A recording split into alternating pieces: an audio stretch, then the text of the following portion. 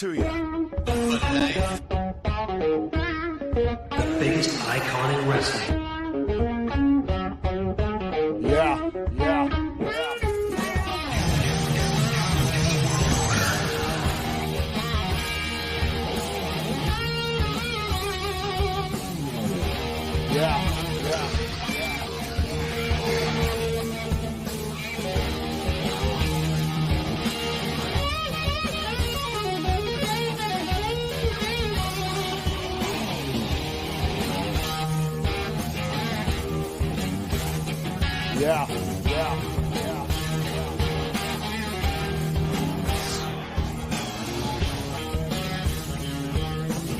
Let me talk to you.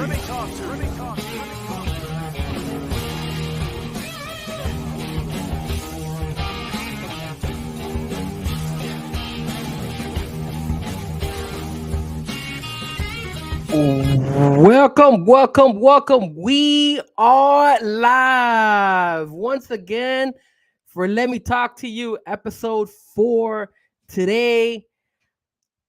Am I running solo today? I don't know yet. I don't know if I'm running solo today. Maybe I am, maybe I'm not. We'll see. I want to welcome you guys. Shout out to everybody coming in through the chat. Don't forget, as you come on in, you hit that like button and subscribe. Of course, my name is Frankie Fresco. I am the host of Let Me Talk to You podcast, episode 4. My brother, that way Nick, he should be coming in shortly, maybe in the next 15 to 20 minutes.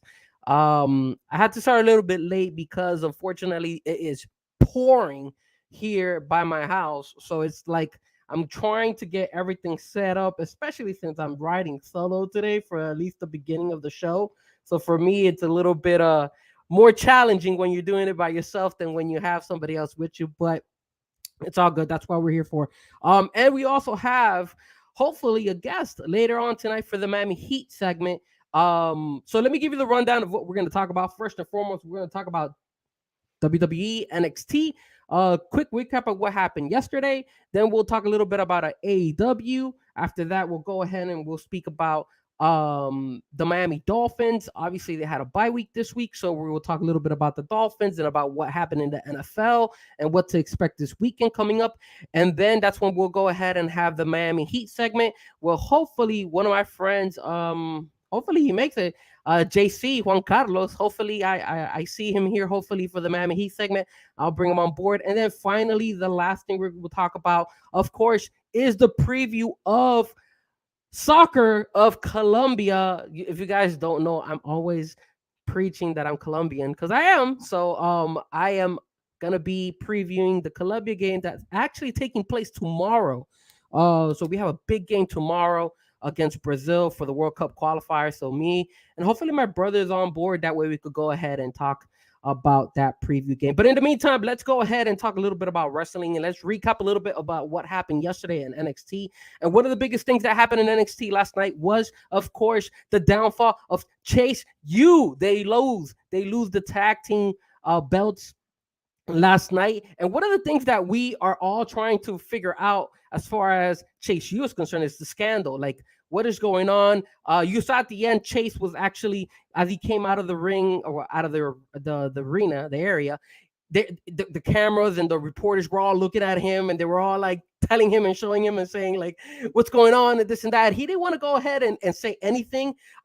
He was like, yo, I got to get out of here. So there's a lot of controversy going on with Chase U. They dropped the tag team belts. So that's one thing that really it's going to lead on to a good storyline. Obviously, the biggest thing that happened too during that match was that the Chase U fans. So if you guys don't watch NXT, like most of us that do watch it, Chase U is these two guys, Duke and Chase. They both, it's like a university, and they pretty much go and they actually wrestle, and they were the tag team champions. So what happened was when they wrestle, on the corner of where the crowd sits, there's usually Chase U fans cheering them on and everything. And the biggest thing is the controversy that's going on, the scandal that's going on in Chase U. So literally when they were fighting, this has never happened. The Chase U fan base stood up and just walked out of the arena. And I mean, that threw them off because Chase was like, yo, what is going on here? And eventually that is what cost them the tag team belts. So we got to tune into next week to see what happens more on the scandal. I don't want to give you the full rundown of what I think the scandal is. I'll let you guys go ahead and tune in next week to NXT. NXT is every Tuesday at 8 o'clock. That way you guys can check it out because I really want you guys to get involved and watch NXT. I am one that never watched NXT, and little by little, hey man, it's growing on me. The other thing that happened during NXT was Shawn Michaels allowed Lita to make 2 matches, and the 2 matches that were made up were Lash Legend and against Roxanne Perez for the Iron Woman Challenge for the pay-per-view deadline, and then the other fight, which was for the guys, was Trick Williams versus Joe Coffey. And then obviously on the women's side, a little bit of a surprise. I thought Roxanne Perez was gonna win, but Lash Legend takes the dub there, and she qualifies for the Iron Woman Challenge. Now, in the Iron Woman Challenge, is going to be 4 wrestling women who are going to be wrestling in the pay-per-view that's coming up deadline, which is December the 9th. That already on the women's side, we already have Tiffany Stratton qualified, and then obviously Lash Legend is the next one who qualified. So there's 2 more matches they got to make up. So that was pretty cool. And then at the end as well, we had Trick Williams. He actually went ahead and also qualified on the men's side. He beat Joe Coffey, so he's on there. There's 2 more matches left for the man's side, for the guy's side as well. And then to kind of recap, during the Trick Williams fight, basically what ended up happening is Carmelo Hayes, there's been a little bit of rift between Carmelo Hayes and Trick Williams. They obviously last week, remember, if you saw, Lexis King got involved between the 3 of them, and then Trick Williams and Carmelo Hayes unfortunately struck an unfortunate hit that happened, and it's been kind of a bumpy road between those 2. Eventually, what's probably going to happen is those guys are going to end up probably wrestling each other. Not yet. Obviously, they're still playing it out. They're still saying, "Hey, look, we're going ahead and we're still partners in crime." But who knows? We still don't know how far that relationship will go. Yesterday during the match, Trick Williams was, he's trying to do high moves. He was on the ground outside the ring, and Joe Coffey was jumping over the rope and was gonna hit Trick Williams, and Carmelo Hayes was there next to him, and he wasn't even like, if you're your partner, you're gonna push him away. You're gonna like say, hey, get out of the way, or help him that way he doesn't get hit. But apparently he didn't do any of that. He just allowed Trick to get hit. So it kind of seemed like Carmelo wasn't trying to help him as much. So we got to see where that goes on the NXT side. And obviously at the end of the night, Corbin, who's been desperately asking for the NXT belt, obviously went one-on-one, was kind of in like certain beef with Dragunov, who's the champion of NXT, and Dragunov at the end went out and called Corbin out and said, you know what, you want that match, I'm going to give it to you. So now we have Corbin versus Dragunov for the NXT championship belt at the pay-per-view deadline, which again, it's on believe December the 9th, which is what we have. So that's pretty much a quick recap of the NXT side. As far as the AEW side, you guys know that me and Sean have our show every Tuesday night, 8 o'clock, the Squared Circle Digest. So if you guys want to go and listen to what we had to say mostly about the WWE side and the AEW side, recaps of last week's Dynamite and all that, you guys are more than welcome to tune in. I do have it on the previous video, so you guys are more than welcome to check them out. If not, you could also check out Sean Stanley Sports. He has the Squared Circle, so we both show and preview our show on both platforms. That way everybody could tune in into that. Of course, what the word is right now for AEW's last minute. I know Dynamite is going on right now. I don't have it on. I'm recording it. I hope I'm able to watch it because it's, like I said, man, it's pouring outside to the point where I hope I don't lose any connection. I hope you guys can hear me loud and clear. But the word on the street is Tony Khan. Remember, Sean always says that when AEW needs to make like a splash, what does AEW always do? And that's, they always go with a big TK announcement. And that's exactly what TK is doing this weekend on the pay-per-view. He is apparently announcing that there's going to be a brand new wrestler, one of the world's best wrestlers, coming in live and signing with AEW. So I don't know what's going on. What's up, Chad? Thank you so much for joining in on the chat board. A little bit short today. I'm running solo for hopefully not that long. Hopefully just for the first 30 minutes of the show or so. But riding a little bit solo. But trying to go ahead and go back on the AEW side. Yeah. So apparently TK is gonna be going and announcing a big signing. So we don't know what's going to happen. I guess it's a way for everybody to go ahead and purchase the pay-per-view. There's a lot of things going on. There is Will Ospreay, which is the wrestler who everybody's been talking about. You know, he's been going at it with he's been trying to look at WWE as well. WWE has been looking at him. And AEW, obviously, with New Japan Wrestling, is the other one that is very, very interested in, because of the relationship that they both have between AEW and New Japan. So unless something happens when it comes to Will Ospreay, maybe there is a chance that he does sign with AEW, but they've had to probably agree on something because his contract hasn't completely ended with New Japan Wrestling. The other person that we were possibly considering as being signed to the AEW side is Dolph Ziggler. And Dolph Ziggler, his time on the WWE obviously ended, but the grace period before they could actually go ahead and allow him to sign with another wrestling company has not passed yet. So as of right now, it doesn't look like it's going to be Dolph. I think it might be Will Ospreay. I am not sure if maybe it could be CM Punk. I mean, he did say best in the world, or one of the best in the world. So that is kind of like, hey, maybe he's bringing back CM Punk. We're hopeful thinking. What's up, Sean? Welcome to the show. Welcome to the show. TK special next in picture. Yeah, man. He's a character, man. That's what you gotta love him. So I don't know, man. I honestly feel like it's probably gonna be Will Ospreay. I think he probably found out a way. I think TK was able to talk to New Japan Wrestling and get him out of his contract a little bit early, and then just sign him. Maybe they were able to still, since they have some type of relationship with New Japan Wrestling, I still feel that maybe there's a chance that he will be involved in some of those dual pay-per-views that they usually do together. So maybe that's why maybe TK was able to get that release from Will Ospreay, and Will Ospreay will sign soon with AEW. If it isn't Will Ospreay, then the only other person that I could think of, and you guys might be upset at me, but I spoke with my brother with this last week, and it's Ronda Rousey, man. Like, the women's division in the AEW side, a lot of people love the women's division in the AEW side. And remember, they just lost Jade Cargill. So imagine if one of the best in the world would be Ronda Rousey. And of course, I know a lot of you are going to go ahead and question and say, yo, man, why in the world is it Ronda Rousey? Why? She can't talk on the mic. She kind of got burned out over there on the WWE side.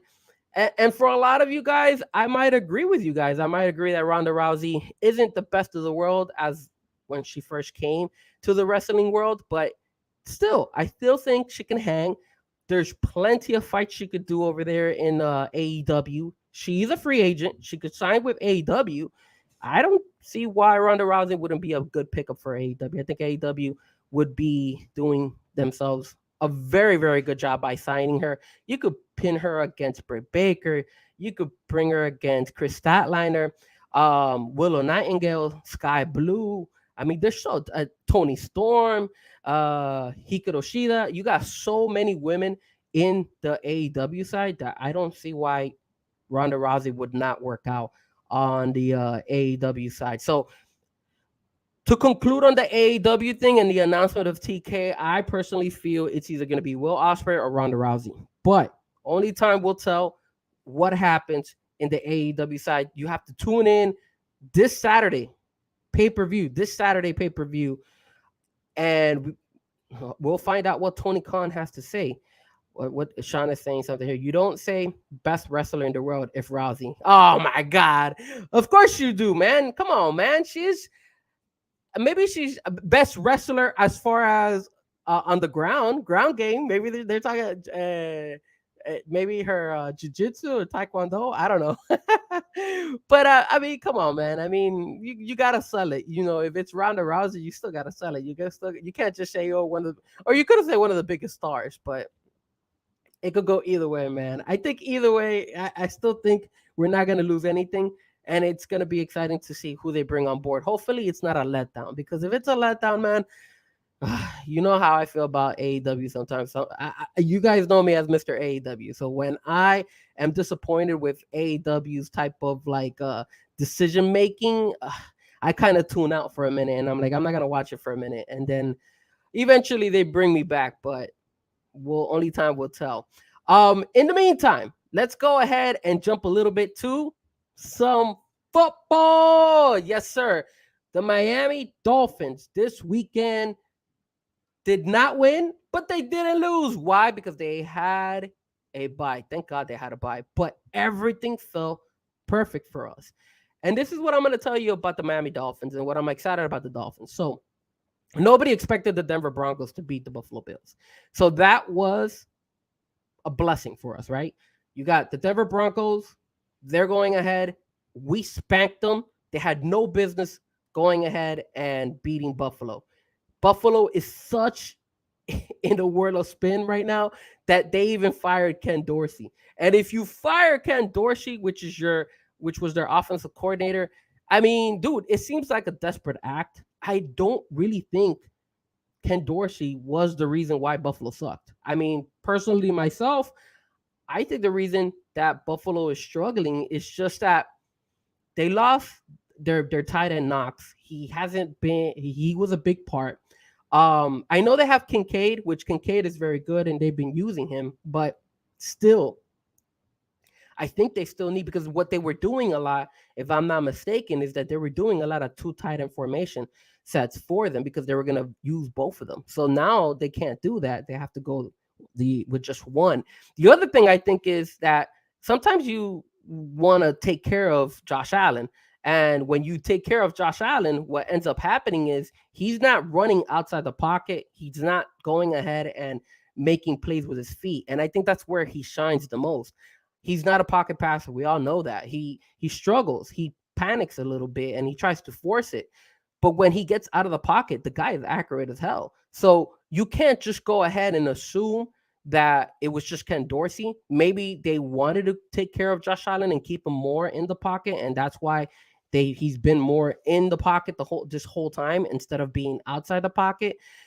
It hasn't worked for them. Plus, I really, honestly, although their defense didn't do so bad yesterday, I'm sorry, on Monday when they played, I still feel that their defense, losing Milano was a big, big, big loss for the Buffalo Bills. Von Miller is back, but you could tell that Von is not at 100%. You could tell that he's doing the best that he can. He's good out there, but he's not there. Plus, he's up there in age, man. His time is coming around, so he might be retiring soon. So you have all these factors in Buffalo. Now, my question to you and everybody in the chat is, did Ken Dorsey deserve to get fired? I mean, let's talk a little bit about Ken Dorsey. So Ken Dorsey, right? You know, he's a product of the University of Miami, which is already a negative. He was a quarterback's QB, and then he moved up to become their offensive coordinator, and they gave an opportunity to go ahead and be the offensive coordinator in Buffalo. If you look at Josh Allen's stats, which is what we've done, we have gone ahead and you could look and see that Josh Allen has actually done a better job. He hasn't done anything terrible. His numbers are actually reflecting a lot better. Hold on a second, guys. I think I might have somebody else coming on board. Let me see if he comes on board. Let me see. Sir, can you hear me? Hello. Oh, wow, DiTraprio. We got Nick in the building. We can't see you, but at least we could hear you. What's going on, bro? What's up, everyone? What's up, Fresco? How's everything, bro? Hey, man, everything's good, man. I know it's raining by my house. Is it raining by you? Yeah, definitely. The reason why you can't see me is because I'm right now logged into my phone. I'm on my way home. Maybe you shouldn't be on the. Maybe you shouldn't be on the car if you're driving, bro. No, it's not. It's not raining that hard over here, so it's No, fine. no, but you're still driving, so God forbid something can happen while you're talking to me. I'd rather you hit me up once you get home, or if not, pull over and then we could talk a little bit, if that's okay with you. Are you holding the phone or you have it on the side or something? No, I have my phone connected to my Bluetooth. Oh, okay. So you're talking while you're um, just be careful, man. I don't want you to like, God forbid, get into an accident or something like that while you're talking to me. Hello, Hello? hello. Hello? I think we I think lost. we lost. Hello. Hello? Now I Now can't. I can't. I can I only can hear only hear myself. myself. All right, I'm gonna. I'm gonna mute him, um, and see, cause I don't want to overhear myself. Let me see. Let me see if Let me it see sounds if it better. sounds better. No, it No, it doesn't. doesn't. All right, I'm gonna go ahead and send them out. Nick, if you do decide to come back, just let me know. I know you're driving back home, so if it's too much, just keep driving home, and then when you get home, I'll let you back on the stream. I don't want you to get, God forbid, some issues. I know you're trying to come back. I see you trying to come back. Let's try one more time. If not, I'm gonna just run it by myself until I get hopefully our guest for the He segment in. Let me see. Hello. Hello? Yeah, Yeah, it's not not sounding right. sounding right. All right, no worries, Nick. Like I said, man, I will go ahead and go ahead and remove him out of there.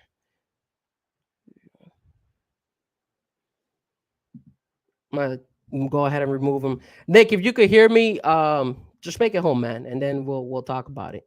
You could come on board. You don't have to. I don't want to put pressure on you or anything like that. Unless you pull over or something like that, then you're more than welcome to join. I don't know what happened there, but I lost you, and then I was just hearing myself, and I don't want to go ahead and keep have the people overhear me twice. Anyways, going back to what we were talking about the Buffalo Bills. I think the issue with the Buffalo Bills is the defense as well. Milano is another issue. I think Milano was a big loss for them. I don't think they've been able to recover from that. And man, their schedule only gets harder and harder after this game. So now that Buffalo obviously lost to the Broncos, and uh, before we go over their schedule, what they have remaining, man, explain to me, how are you going to go ahead and blame Ken Dorsey for having 12 men on the field? That was a complete blunder by the coach. And of course, you can't get rid of Josh Allen. That's the thing. There's nowhere they're going to get rid of Josh Allen. There has to be a fall guy. And obviously the fall guy was Ken Dorsey. Everybody in Buffalo was preaching about it. Everybody over there in Buffalo was like saying, yo, we need to get rid of this guy. Like he's not cutting it out. Josh Allen is not being Josh Allen because of him and all that stuff. But like I tell you guys, man, Josh Allen has not been bad this year. As a matter of fact, if I look at Josh Allen's stats, Josh Allen right now, Josh Allen, and I'm gonna go ahead and read this off. Right now, Josh Allen has a 70% completion rate, which is better than any of the years that he has been with the Bills. That is crazy. So you can't go ahead and tell me that is crap. That can't be Ken Dorsey. The other thing is his QBR rating, 96.6. He's averaging the exact same as last year, 96.6. Now, is his interceptions a little bit high? They are. He has 11 interceptions already this year. The previous year he had 14. In 2021 he had 15. But Josh Allen is used to throwing a lot of picks, so we already know that. He has 19 touchdowns. I mean, he has over 2,000. He has 2,600 yards passing. Can you honestly go and really say that Josh Allen has kind of declined because of Ken Dorsey? I don't know, man. I don't think so. Not in my eyes. I think Ken Dorsey, like I said, he was doing what he had to do, and unfortunately, they needed to get rid of somebody, and they went ahead and they said, you know what, Ken Dorsey, man, you're our issue, you're our fault, and we're gonna get rid of you, which sucks, man. Because honestly, I I am a big Dolphin fan, and I am not a Buffalo Bills fan, but I'm happy to see Buffalo struggle. I just hope that now that they fired Ken Dorsey, that the new person that they brought on, I think it's Don't quote me on him. He is the I believe he was the quarterbacks coach, and now they upgraded him to the offensive coordinator. Hopefully he doesn't pan out to be better for Josh Allen, because if he is, I don't want to have to see the Dolphins face the Bills and then have that game mean something. I hope by the time the Dolphins play the Bills, there's no, no implications as far as like playoff seeds or anything like that. It just basically is like a throwaway game where, if the Dolphins win or the Buffalo Bills win, it doesn't really matter for us, because we already either have home field advantage for the first round because we won the division, or we have at least already qualified for the playoffs. Now that that's the record, the Buffalo Bills right now are 5-5, while the Dolphins are 6-3. So the Dolphins have a 2-game advantage on Buffalo as of right now. I let's say as long as the Dolphins beat them, because they do own the tiebreaker on the head to head, but on the division, I believe the Dolphins have played the Patriots twice and lost to the Bills. So the Dolphins are 2-1 in the division, while the Bills, I believe the Bills lost to the Jets, and I believe they also lost to they beat the New England Patriots. Let me take a look here. So they played the Patriots. They already had played the Patriots, and they had already played Jets as well. So um it's gonna really matter just as far as a win-loss record, in my opinion. So right now, what's left for the Buffalo Bills this season, they got the Jets now, which you guys know that's a 50-50. I don't know what can we expect. That Jets game, it's a toss-up, because we don't know if the Jets offense is gonna be enough to make up for the Buffalo Bills offense. I know the Buffalo Bills offense has been struggling, and the Jets defense is like their strongest point. But notice how it works when it comes to the Jets. The Jets usually struggle when they play a team that has a decent defense and then a pretty better offense. So like they struggled against the Chargers because of that, because they were a strong offensive team. Even though the defense was able to hold them down, they still weren't able to completely shut them completely out. So I think that's the reason why they struggle. Now they did beat the Bills um early on in the season, but keep in mind that was the very first game of the season. So there was still a lot for them to both learn, and you could tell that probably Buffalo was not prepared to play against Zach Wilson. They were probably ready to getting prepared to play against this guy, Aaron Rodgers. So in this particular case, for this week, you got the Bills and the Jets, and I honestly feel that the Bills, they're playing at home, even though they did play the Broncos at home and they still lost. Man, it's close. I honestly am going to go ahead and say that the Bills will beat the Jets. I just feel that, them making that decision to fire Ken Dorsey and making that decision to go ahead and um, at least try to savor their remaining season, I think that they're going to win. So if you look at their schedule, let's say, for example, the Bills win, that gives them 6-5. I still think they're going to lose to the Eagles. I still think they're going to lose to the Chiefs, which that would already make 7 losses. And then you still got the Cowboys, the Chargers, the Patriots, and the Dolphins. So they're going to have to make a hell of a run for them to be able to be competitive and be able to go ahead and actually make it in the playoffs. I still think they have a shot at making it, but I don't know if they have a shot at actually winning the division. That means the Dolphins have only lost 3 games this season. They would have to lose 4 games in order for the Dolphins to start lose the division. And keep in mind, also lose to the season ending game against Buffalo at the end. So honestly, in my opinion, I don't see the Bills making it into winning the division, but I do see them possibly, just possibly, they still have a shot at winning enough to make it into the playoffs. The Dolphins have the Jets. So check this out. The Dolphins have 3 losses. So l- let's say, for example, the Dolphins they need to lose 4 games, right? Because that's what we are technically forecasting Buffalo might eventually lose. So literally they play the Jets, which is a 50-50 because it's going to be Black Friday. We got the Raiders this weekend. We should beat them. We got the Commanders. The Commanders are tough, but we should be able to beat them. Titans suck, so we should be able to beat them. Jets at home, we should be able to beat them. Cowboys, that's a 50-50. I don't know what to expect with the Cowboys. And we don't know what Cowboys team we're going to get. The only good thing is that we're playing them at home, so maybe they struggle away. But I'm pretty sure Hard Rock Stadium is going to be full of Cowboy fans.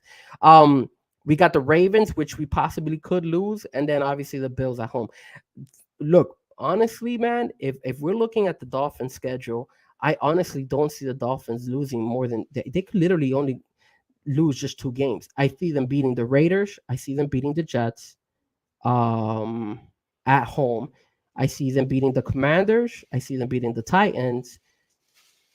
So that's 4. And let's say they're able to squeeze off either that Cowboys win or that Buffalo Bills game at home. So let's say the Dolphins would win 5 games and they have left 1, 2, 3, 4, 5, 6, 7, 8. They have 8 games left. So that means they would lose 3. So they would have 6 games that they would lose, which will still be better than the Buffalo Bills record, considering what they have on schedule. So I honestly feel that the Miami Dolphins have a really, really good opportunity to come ahead and take this win. Let me see if Nick is back. Hold on a second. I think he's trying to come back. I don't know what's going on. I think he was trying to come back, but I don't see him coming back. Nick, if you can, just come back when you send me a text message if you can't come in. That way I can know if you're trying to come back in. And what I could do is I could send you a link again to the stream. The other thing that we wanted to talk about was the Jets. And then, of course, the Jets, unfortunately, have a horrendous offense. And for us Dolphin fans, it's a plus. So we were able to get a big boost by them losing to the Raiders this weekend on Sunday night. And again, man, I just it never fails. I could tell you this, man. I love the fact that the Jets fan base gets so excited about their team. They feel like, we finally are breaking through. I mean, I'm not gonna lie to you guys. Sometimes I feel bad, but at the same time, I actually feel really good when they lose because it makes me feel like, yes, how can I root for the Jets, man? I hate the Jets. Every time me and my brother go to the Dolphins games and we have to play the Jets, I kid you not, man, there's literally about a good 50-50 when it comes to the amount of New York Jets fans that make it to that damn stadium, which it's so frustrating because, us as Dolphins season ticket holders, look, we want our fan base to go out there and support our Dolphins. We want us to go ahead and have the home field advantage. But, man, I kid you not, guys.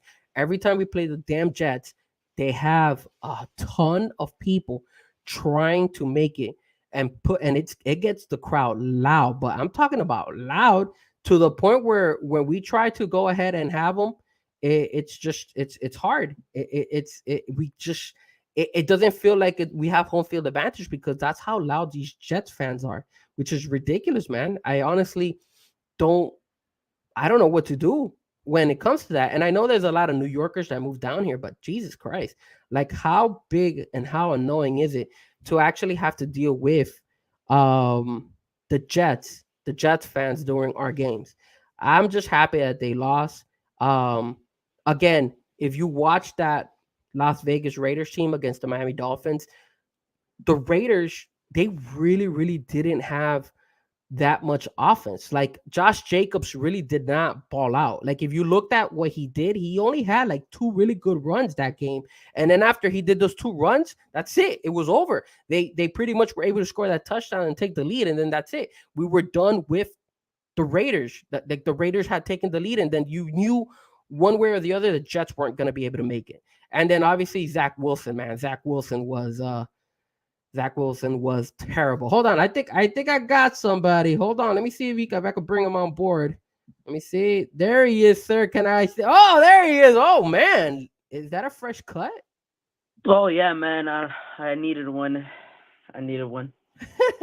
Well, welcome. We actually get to see you without a green screen, without the back. I like the natural screen in the back, the natural background. I like it. I like it. Yeah, I guess my computer is just been having some technical issues, so I'm using my phone for now.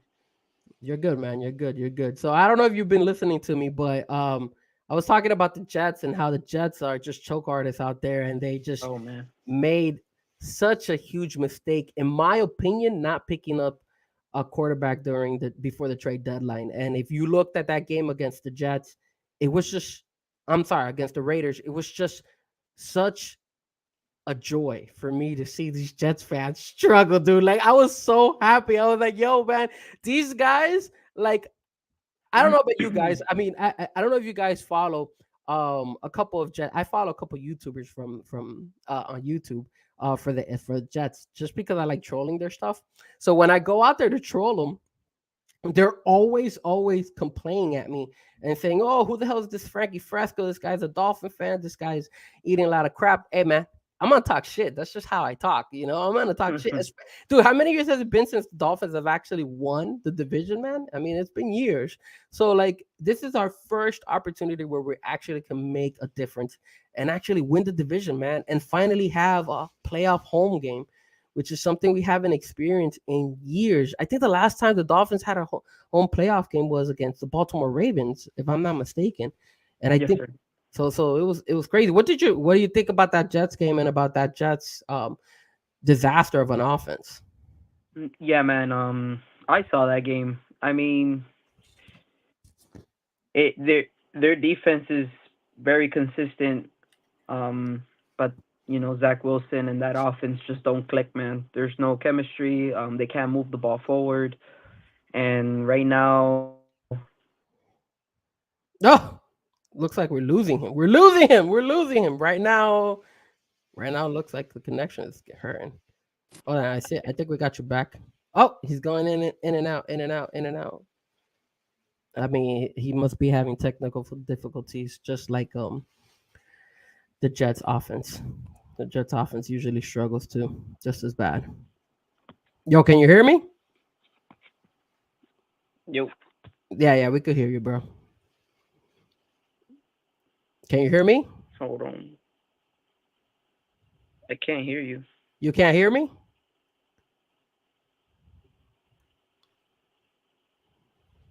Can you hear me? Oh, he logged out. So basically what ended up happening, hopefully Nick can come back back to the stream. And I apologize, guys, that we're having technical difficulties with Nick. Unfortunately, he's a little bit tied. He was a little bit tied up. Let me see if I could bring him back. Hold on a second. Let me see if I could bring him back. Can you hear me now? Sorry about that. That's the beauty about live streaming. You see the behind the scenes on when there's technical issues. But pretty much piggybacking on what I was saying, I think the Jets right now, I don't want to say they're one player away from Oh, looks like we're losing you again. We can't hear you. Yo, we can't hear you. We can't hear you. We can't hear you. And like it went out. Are you can you hear me? All right, he said hold up. Try to connect with your computer and see if your computer works instead of your cell phone, because we're not getting you. All right, hello. Yeah. Sorry about that. But I guess before my connection goes a little bit haywire, I think right now the Jets are just hanging on a thin thread right now, and any second now they're gonna start declining a little bit. But for now, I don't really see the Jets offense helping the team at all, and I think they're gonna struggle throughout the rest of the season. Well, they definitely need a lot of help, because with that loss, the New York Jets are 4-5. Um, they're just like the Buffalo Bills, but they have one less win on the one column than Buffalo. Now, the only good positive thing for the Jets, you could kind of say, is that their schedule is not that bad. Obviously, they got the Bills next, which they're playing in Buffalo, but they beat them once already. So maybe there's a chance that they're able to beat them again. So you have that going for them, right? But then you got the Dolphins. It's Black Friday. It's in New York. First time in a long time that the Jets go against Tua. So maybe there's a possibility that they might pull that win on that side. And then they got the Falcons, the Texans. They got the Dolphins again, the Commanders, and the Browns. So let's say, and this is just me. Not a I say bad. That's a pretty tough schedule to me, man. okay, let's say for example, they have 4 wins. They could beat the Falcons, that's 5. The Texans, which seemed like a cakewalk, are now actually looking not that bad. They So beat Cincinnati, man. yeah, but keep in mind, man, like Cincinnati's defense is not the same as the Jets defense. So I think the Jets can still pull that off. Plus they're playing in New York. So since they're playing in New York, I think that they could pull that off. So they beat the Falcons, they beat the Texans, they beat the Commanders. They should beat the Commanders. That's 7. And then they beat the Browns because Deshaun Watson actually had season ending. He's having season injury surgery on his shoulder. So that's 8 wins. They would have to win 2 games. So that would mean that either they have to beat that Buffalo team this week, or they're gonna have to split or beat the Dolphins twice. I don't know, man. Both, dude, it looks hard for both of them. It looks really, really hard for the Jets, and it looks really hard for Buffalo for them to win and not actually compete just to make it to the playoffs. Because I think this year, in order for you to make it to the playoffs, just a slim chance, maybe 10 wins to be for certain 11. I don't know, man. I don't think it is rough. This is the first time in a very long time, guys, that I am honestly really, really excited about the Dolphins actually having a playoff home game in a long time, bro. No, yeah, definitely. I mean, it's been 15 years, man. I mean, we were there, so dude, it's crazy. Now trying to find out who's the backup of Cleveland's quarterback. I don't know. I don't know who is their backup quarterback. It's definitely not this guy. Jacoby. I remember Jacoby used to be there, but Jacoby, they got rid of Jacoby because he's sucking. So let me see. Deshaun Watson's injury. I'm gonna see if I could find something while you're also looking as well. So it looks like sorry guys. Did you see who's their backup? Nah, because my internet is just with this rain right now is pretty bad. Yeah, if you guys don't know, it's raining really, really bad here in Miami. I don't know why. Today has been raining the whole freaking time, so it's like really, really bad. Okay, so it's Dorian Thompson. Dorian Thompson is the backup QB. Dorian Thompson Robinson, and he's gonna be starting against the Pittsburgh Steelers.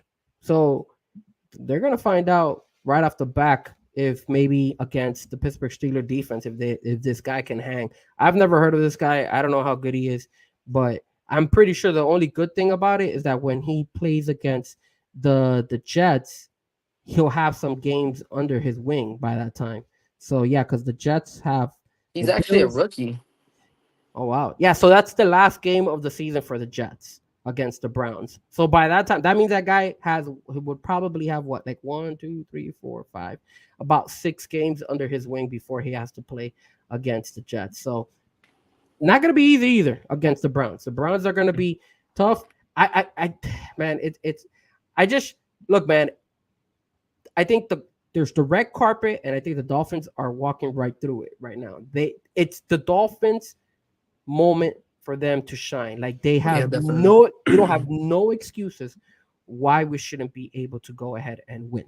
That's just how I feel about that. And worst case scenario, not win the division, but at least qualify for the playoffs, which in my opinion would be a huge achievement because this would be the first time in a while that the Dolphins actually would make it to the playoffs back-to-back years. And then I know I was watching Big O today. Big O had mentioned it's kind of like the passing of the torch. Hopefully that would be the case where now you could see the Miami Dolphins be more relevant on the division continuously every year moving forward, at least for the next couple.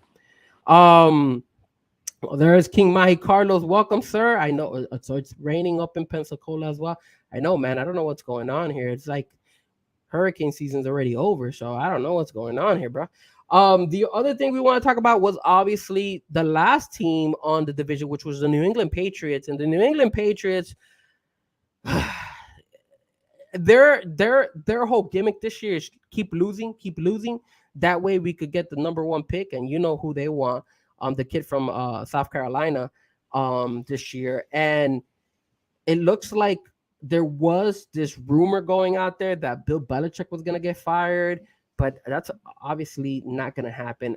There's no way you could let go of a Hall of Fame coach in the middle of the season. That's going to look bad for him. I do feel that they might part ways after the season, but I don't see them letting him go anytime. Even if he doesn't win a single game now to the end of the season, I still feel that Bill Belichick is still going to finish the season with the New England Patriots this year. What do you think? With the Patriots, man, I'm not gonna lie. You know, growing up as a Dolphin fan in the early 2000s till now, it's kind of tough to not see the Patriots being good. But now that they're pretty bad team for now, a couple of years. I mean, I know they had that one. I think it was in 2020 where they were able to, make the wild card. But I think that game didn't the Bills beat them by like 4 touchdowns or something like that. So it wasn't even a good playoff, and to begin with. But aside from that, the Patriots have been struggling for the past 4 years, and it's weird. However, do I see them firing Bill Belichick? Nah, man. I think there's too much history. I think Robert Kraft will let him play out the season and, allow Bill Belichick to kind of give the hint, hey, this is your last season, or maybe next season, we don't know. But I think the relationship between them two is gonna end shortly. Soon. Soon. I just hope that they keep him and they keep him as long as they can, and they keep Yeah, losing and they keep losing because definitely. because there's two things I don't obviously I don't want New England to do. First of all, I don't want New England to win the first round pick of the draft. So I hope they figure out a way to win. I mean, they do have so their remaining schedule. They should have beat the Colts, man. But now they got the Giants. They should beat the Giants. They're gonna lose to the Chargers. They're gonna lose to the Steelers. They're losing to the Patriots. I'm sorry, to the Kansas City Chiefs. And then they got one. They got the Broncos, the Bills, and the Jets. Typically, they always figure out a way to beat the Jets. So I'm assuming that they're gonna win two more games. So if they win two more games, that means the Patriots would be. They would have 4 wins, and 4 wins I don't think gets you the number one pick in the draft. So I'm hoping that some way somehow they don't get the number one and number two. Man, I don't want Bill Belichick to break Don Shula's record, man. That cheater Neither doesn't do I. deserve. That cheater does not deserve to beat Don Shula, man. So I hope they do enough to win. That way they don't get the first round pick, and then I hope they don't continue to win over the years. Or Bill Belichick, whether he stays in New England or whether he goes somewhere else, that because I don't want him to break Don Shula's record. I think he needs somewhere maybe like another 20 or 25 more wins or something like that to break. Actually, I think it's short. I think it's about 19 or 18, to be Look honest at with that. you. Look at that, man. I hope that guy does not break it. That would be a disaster. Like He I needs to really average like 8 wins in the next 3 seasons. I think he's gonna stick around. The only thing is there gonna be a team that's willing to keep him as a head coach to win as much as to break that record. That's the thing. Because I don't think New England's gonna keep him. I think New England's gonna get rid of him. They're gonna part ways after Well, the season. we don't know how much Belichick is involved in the organization for him to be let go like that. You get me? Well, So, remember that he's the GM too. So I think that's where that whole back in the day when you had a coach be the GM at the same time, that's not working now. And I think that's what's hurt him.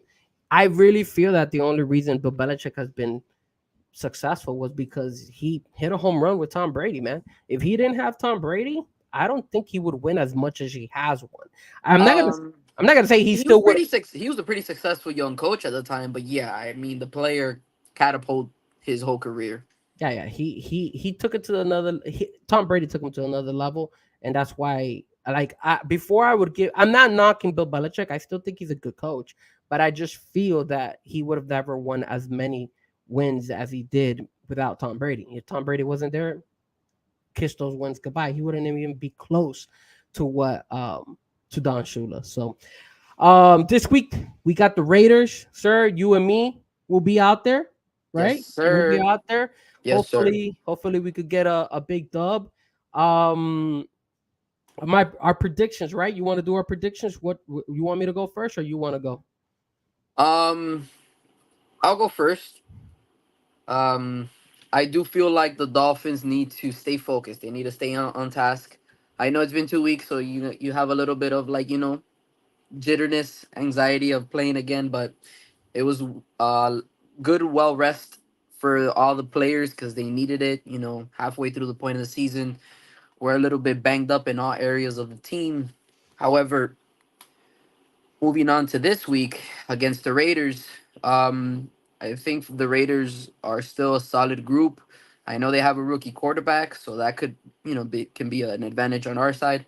However, we just gotta make sure that we stay focused, locked in, and kind of just finishing the job, play week by week, and really focus on our strengths. And what good thing is too is Devon Achan is back. He could have been playing a couple of weeks ago. However, I like how Mike McDaniel's really, preserving his players and really caring about, hey, man, this guy's, hurt, or I don't want to lead him to becoming too hurt in the future. And then he could be missed out on a big game, possibly a playoff game. You never know. So he wants to conserve his team. And I'm liking what the Dolphins are doing right now. And my prediction, it's going to be a cold game. It's going to be around the mid. I mean, for us down here in South Florida, it's going to be cold, but it's like upper Yeah. 60s. But I feel like the Dolphins are gonna come in. They're gonna look good. They're gonna look solid. And I say the Dolphins right now they're like on a 10-point spread, like a 9.5 or something. So I'll say the Dolphins win 24-17. Okay, I like it. I think the Dolphins defense is gonna show up again. I think um I think the defense just needs to contain Josh Jacobs. I think if they're able to control him, he'll be able to go ahead and they'll be able to handle this Raider team easily. Um, so in my opinion, I honestly feel that the Dolphins will win. I don't think it's going to be a blowout. I think the Dolphins will average 28 points. So I think the Dolphins will win 28-14. That's what I have for this weekend against the Raiders. I think the Dolphins play a little bit better when they're playing at home, Oh yeah. and when they're ready to go to the next level. They struggle away. I hope the defense has shown that they will improve once they play on the away side. But I think at home they've been kind of like solid, and they usually typically. I feel more confident with the Dolphins at home than away. So and what I saw from the Raiders this weekend against the Jets, they're nothing special. That offense is okay, but it's not like, oh my god, they're unstoppable. No, I think Fangio has enough to go ahead and stop them and dominate them. I So yeah, agree. I agree. so 28-14, I say. Dolphins take the win. As far as the New York Jets and the Buffalo Bills, I said it earlier. I feel that the Bills are going to win. I think they'll squeeze it out. I said the Bills win 20-17. Who do you have winning that game? It's gonna be a low scoring game. I say it's a 17-10 game. Four. Bills. Okay, so you also got the Bills winning. Okay, cool. And Yeah. then we got the New England Patriots against the Giants. I honestly feel the Patriots. I know they suck and the Giants are terrible too. I think the Giants find a way to lose this game, and the Patriots. I want the Patriots to win, so I say the Patriots win in a really in a field goal fest. That's what's going to be, a field goal fest. So they're gonna. I say they kick 4 field goals. It'll be 12-6. Um, I'm not that behind too. I would want the Patriots to win just for divisional rival in the future. No future draft picks for them. I would say 16-9 or something like that. Okay. All right. Well, that's what we got for the Dolphins. Hopefully by next week, we will be with bigger smiles in our faces and excited to getting one more game closer to clinching that division. Man, Jesus Christ. Last time I think we clinched the division was Tony Sperano, so it's like, Tony Sperano, Ricky Williams, Ronnie Brown, Chad yeah, Pennington, when they were doing Devon the when they were Devon doing Best, the Anthony Wildcat formation, Fasano. right? Mm-hmm. That's when they Wildcat. brought out the Wildcat. All right, so that with that being said, let's jump into some Miami Heat talk. The Miami Heat are killing it out there, and hopefully we do have a guest coming in soon. If I see him in the studio, I will go ahead and bring him on. I don't see him yet, so if once I see him, I will bring him on. But hey, man, the Miami Heat, bro. First, let's talk a little bit about last night. The Miami Heat won 111 to 105. Jimmy Butler with 32 points. Hayward Highsmith, bro. So I was doing the show with Sean, and I told Sean, I was like, look, man, there's a betting line because you know I'm doing the Hard Rock app. And I'm like, Hayward Highsmith, bro. I need Hayward Highsmith to score. And Hayward Highsmith goes and gets me the point spread, 10 points. So I was excited to have Hayward Highsmith That's what I'm on talking there. about. And Hayward Highsmith scored a total of 12 points. I was able to win that. But with that being said, before we continue, let's go ahead and bring our guest. Let me see. Oh, he has. It looks like he has somebody in the background too. Oh, I see her running away too. She's running away. No, she's waving at us. Okay, let's see. Let's bring him on board. Let's see, ladies and gentlemen, welcome to Let Me Talk to You, episode Hey, 4. Juan what's up? Carlos, what's up, man?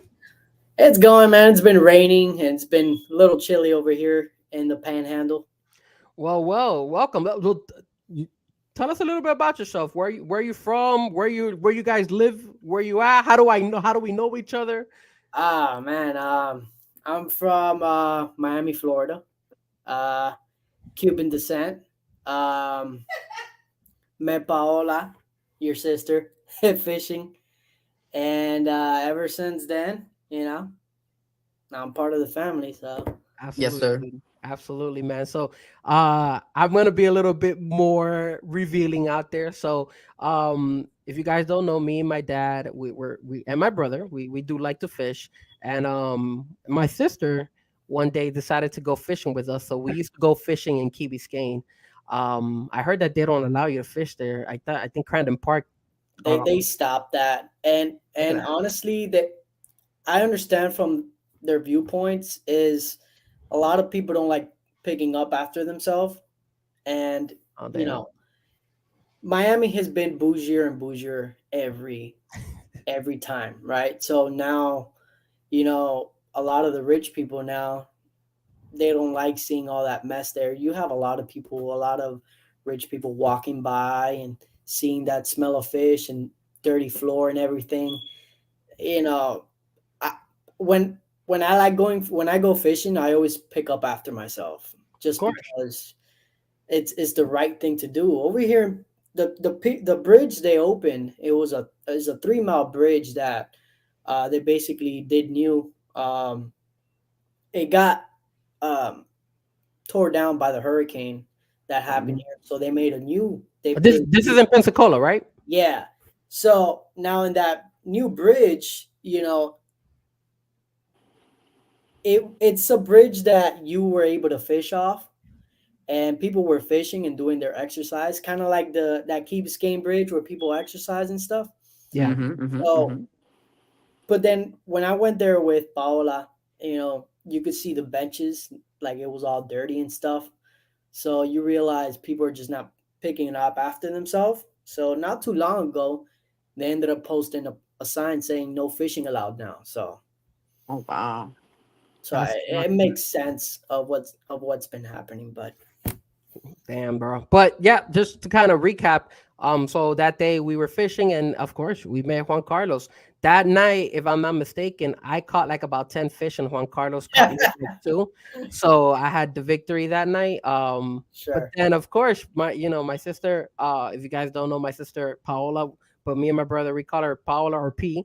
and then of course a match made in heaven, and then all of a sudden they left. They went to Pensacola, and now they've been together. So congratulations to both of you guys.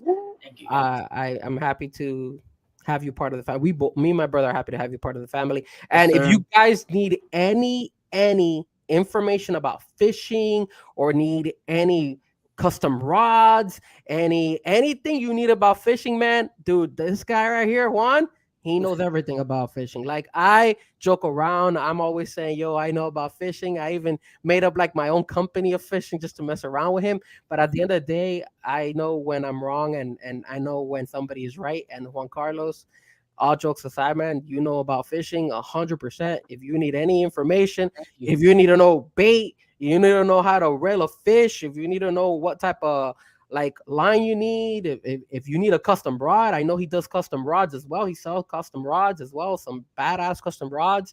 At the end, before you head out, just share. Maybe you want to share your like tell us your IG or Facebook and something like that. Way, if anybody who's interested in anything talking about fishing, bro, they could hit you up, and you could probably inform them, or even show them the custom robs that you do, because I was I'm trying to get one from you as well. That way I could have that part of the crew right now. And I think fishing is fun, man. We love fishing. But let's go Yeah, back. Let's go thank back you. to the show. Shout out to Lanika. I've never been fishing. What should it must know for a beginner? So Juan, I think that's a good question for you, man. Well, one thing that you need to know is, people think a lot of fishing is just throw the bait in the water and just sit and wait, and that's completely far from reality. People tend not to realize all the technique and everything, and tides and currents, and a lot of things comes into play when it comes into fishing, and that's what's gonna make it a successful trip, is when you know when it's the hot time to bite.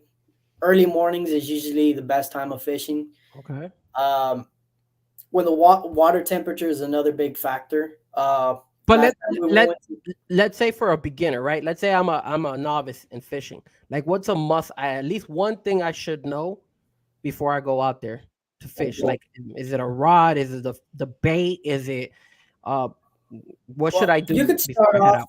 you could start off with, for recreational purpose. Before you get to the more advanced level, you get your basic rod and reel, right? You could do your standard Carolina rig, which is a weight, a swivel, a long piece of leader with a circle hook, bait of choice. Live bait is usually the best, in my opinion. Um, if you have to, if you find live shrimp or live pinfish, live alewives, live cigar minnows or whatnot, those are great baits for pretty much anything. Um, Also, you could go in Google and you can search the tide that you're on around the area, um, and just go early in the morning is usually the best time of fishing. In my opinion, there's two windows. There's the morning bite, and there's the evening bite. And towards the afternoon, it's pretty dead, especially because fish has been feeding all in the morning. So morning bites and evening bites are optimal, but I think I'm a morning guy, so I like going early in the morning. So that's usually the best time. And you can never go wrong with your standard Carolina rig. It's pretty much can catch you pretty much anything All right. in shore. So Awesome, man. Awesome. So besides being a professional in fishing here, Juan Carlos is a big Miami Heat fan as well. He Whoop, wants whoop. to we wanted to bring you on board for the Heat segment, because I know you have a lot to say about the Heat. But let me ask my brother Nick, what did you think about last night's game? Keep in mind, last night's game was also a game for the tournament. So the Miami Heat are 2-0 in that tournament as well. So what do Correct. you think about that game last night? Um, I like the Heat, man. Sometimes the Heat. give you a little scare here and there, but they've collected themselves, and I believe this is their 5 game win streak right now going on. Um, they're doing really well in the in season tournament. I believe they have, I think, the Bucks next in that tournament, because they're on that group. And when it comes to the season, they're playing, really good basketball. Bam Adebayo, man, he's been playing really, really, really well.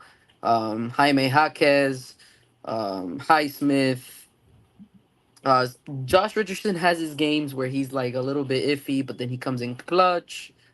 Kyle Lowry, you gotta give him some credit. He's been playing some pretty good basketball as well. So the whole team, and Jimmy Butler, obviously, Jimmy Butler's always going to be consistent, but the whole team in general has been playing really well, and I'm very confident right now that the team is going to continue with this rhythm. I don't think they're going to kind of fall down or stumble yet. I mean, I know that there's a long season ahead, but they're looking good right now. I'm not gonna lie to you, they're looking good. Juan, tell me, man, what did you think about the Heat early on this Um, season? at the beginning of the season, I wasn't honestly expecting a whole lot from them just because the fact that every other team has been improving a lot, and the Miami Heat losing two key players in Gabe Vincent, I'm sorry, and Max Truth. Max Struess. Those are two key players. I know they're not performing that well in other teams, but it's a system that the Heat have that gave them that opportunity to play at that level. But you know, they've gone a lot better. They have gone a lot better. They're improving, which is a good thing. Um, the big challenge is when it comes down to the playoff and you go against a team like Boston and Milwaukee that are extremely loaded. Tyler Hero, man, you know how I feel about Tyler Hero. You know, before he got drafted, I looked at the guy and I'm like, this guy has potential to get somewhere, right? But you know, one thing I didn't like is after they got eliminated, I believe around the Boston series, Mm-hmm. he tweeted or not tweeted, he probably posted on social media of him going to the club afterwards, which I think, you know, I think that as a player that people are believing you in this much, you should really, you know, focus on improving and getting better and just, you know, putting in the work. As in, if you see like a legend like Kobe Bryant after a loss, he Hmm. stayed after the loss and practiced another 3 hours. It's about the determination to that. You know, I think he's a good scorer. He's a great scorer. His defense is, you know, that's one thing that, you know, he needs to work on and improve. Bam Adebayo has been playing great. He's been playing great ball. Jimmy Butler, as you can see, you know, Jimmy Butler's not going to give you 30, 40 points in the season, but he's going to show up in the playoffs as we saw that last year. Definitely. Um, I think you know, a lot of they got potential to go at it again. It's just Pat Riley has also said he needs that other player, to be averaging more than 25 points a game. Now, obviously, you're going to get that from Jimmy in the playoffs. You can get that from Bam Adebayo. Now, Tyler Hero, he's a top scorer in the team. Now, it's he wants to be compared to somebody like Luka Doncic and all these great point guards.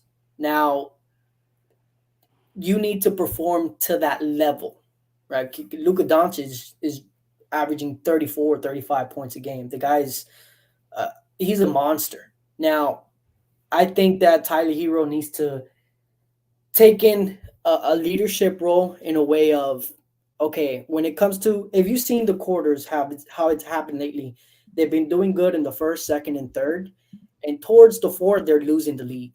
They're starting to lose that lead, and that's not a good thing, right? That's the moment where they're looking. Tyler Hero needs to take that control and be like, hey, I can score. it's time for me to step up and do this um, constantly. And it's consistency what's going to make a team win a championship. Well, Yeah, let 100%. let me go ahead and interrupt you for just a quick second here. I think the issue with Tyler Hero is that we want him to be a hell of a goal scorer for the Miami Heat. You mentioned Luka Doncic. I'm looking at his numbers. Luka Doncic for his career, he's been averaging 31, 32, 28, 27. And his rookie year, he even averaged 21 points. If you look at Tyler Hero's points, Tyler Hero started with 13, 15, 20, 20, and then he's averaging this year 22.9.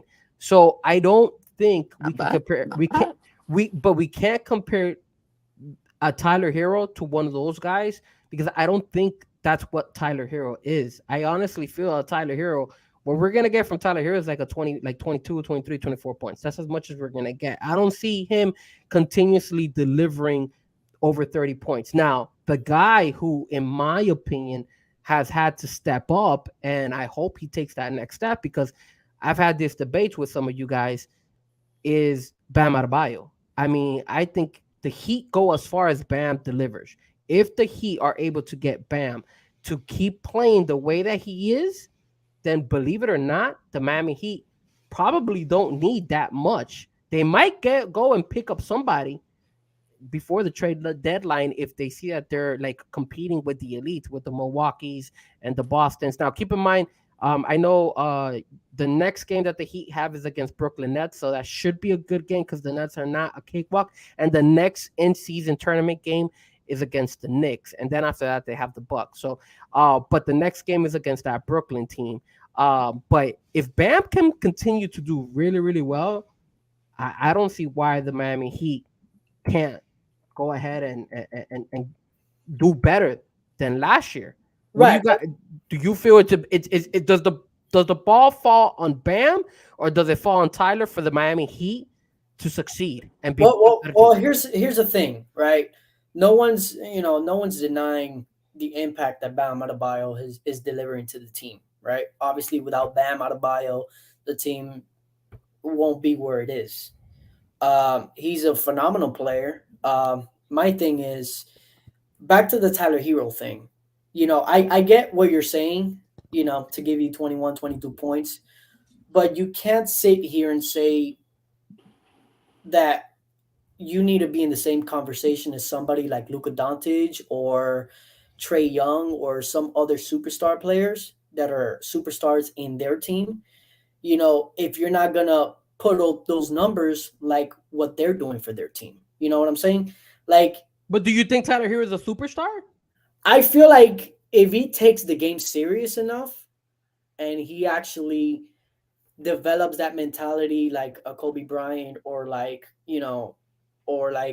LeBron or something? a LeBron or something, if he develops that mindset, I do think he has that potential to do so. He can create the shots off the dribble. He can dribble pretty decent for a 6'6" guard. He has a good shot. He can get to the rim, right? He's a lengthy kid, so he has potential. Now, how far are you gonna take that potential? Are you gonna just settle for that 20 points a game, or are you gonna try to are you gonna try to live up to what you're saying? You want to be compared to a player like Luka Doncic and such and that, but these people are superstars, right? Luka Doncic is averaging over 30 points a game. Now that's a big shoe to fill if you're trying to do a comparison. Now, can Tyler Hero get to that point? Maybe, but it's all determines on the individual that's gonna go to that level. I Uh, think. Sorry to interrupt. I just feel like I think Tyler is never gonna be considered a superstar unless he overdoes what Bam Adebayo is doing. I think what I have to agree with my brother. Bam right now is such a big anchor for the team that, let's be real, if he could have just stepped it up a little bit more in the finals, I think we could have won, But I just feel like right now Tyler Hero's gonna be a good two, like a number two. I don't think he's ever gonna be that one. to lead the team. Right. Just something like And one thing of what makes Denver superior is just because it's not only um, Jokic. Djokovic, right? He's not the only person that can score. First of all, they don't have an answer for this guy. This guy is this guy's gonna score regardless. This guy is gonna make crazy yeah, passes, he's playing and good. a team like Denver is completely stacked, right? You can't just go saying Djokovic is the only person doing everything on the team because you have a full roster of people that are gonna drop a lot in the games. Well, he. Offensive. Now, Bam Adebayo, I'm not taking anything away from him. I'm not saying that he's a bad player. I know he's a great player, but one individual can't do it for the whole team. What are you gonna do when you're going? Because Bam Adebayo, he is a small center. I know he's a power. He's technically a power forward trying to play a center position. But what are you going to do when you're gonna go against somebody who's over 7 feet tall, like Embiid, right? In the paint when you're a smaller defender. You Now, you you what do you you you do at that point? outsmart him. You outsmart him. You basically use your speed on him. You use your versatility on him.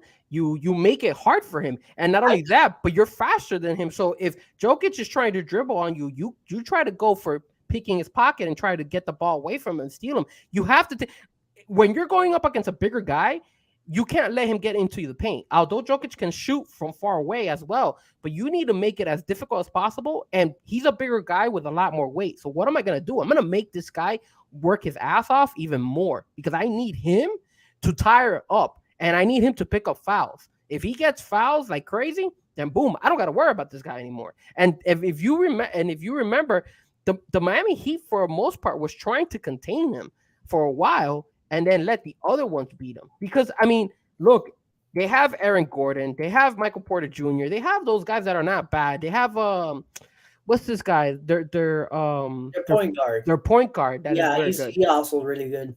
But if you're able to control, Wasn't it Brunson? No, I'm Brunson. Oh man. so I was trying to look for it. I was looking because they played yesterday against the LA Clippers, and that's the Clippers, bro. They're 0-5 since acquiring Oh James my god, Harden. for real? Yo, they Yeah, have like yeah, holy yeah. crap. James Harden is a curse. Holy They're 0-5 with James Harden. Yeah.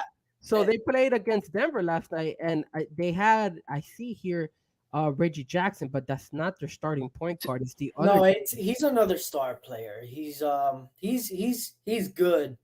Jamal Murray. Jamal Thank Murray, you.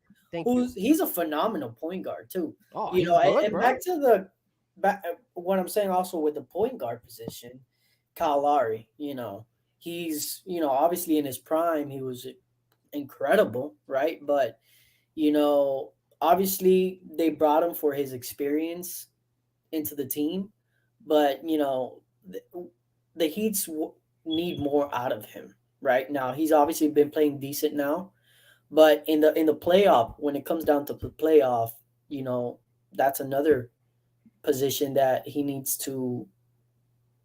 Can he deliver in that in the final stage? Well, yes, I've always spoken to my brother, and I've always told my brother that I never see Bam Adebayo as a superstar. I always agreed with what Big O always say. I think he's a really, really great role player, and he needs to continue to elevate his game and not only do it on a consistent basis, but doing when it counts the most, which is the playoffs. Right. So if he's able to do that, I think that he have a really good shot. And keep in mind, man, out of the blue, if you've been tuning into the last couple of games, hey, Duncan Robinson, bro, this guy who has been facing some adversity. I mean, he got this big contract, but now, Tyler Hero got hurt. Now they're letting him play, and he's playing defense. And he's actually going out there making shots, and he's making himself present. Duncan Robinson is not bad, bro, this year. And this is also without Caleb Martin too, which he's been out for a couple of weeks now. So if you look at that, like right now, I'm looking at Duncan Robinson's minutes last year were 16.5. This year, he's already averaging 28.5. Obviously, because Tyler Hero got a little bit hurt, but still, and Caleb Martin is out. But still, he's making the best out of it. Last year, he averaged 6 points. a game. This year he's averaging 13.3. So the guy is Yeah, bringing no, I in mean doubling his numbers. he's improved a lot. Duncan Robinson, you know, big contract to fill. You know, at the beginning, you know, after that playoff run, how he really didn't deliver much. Now last year he performed great at the playoffs, right? He's getting minutes now. He's actually living up to his contract. Now, you know, to Caleb Martin, right? Phenomenal playoff run.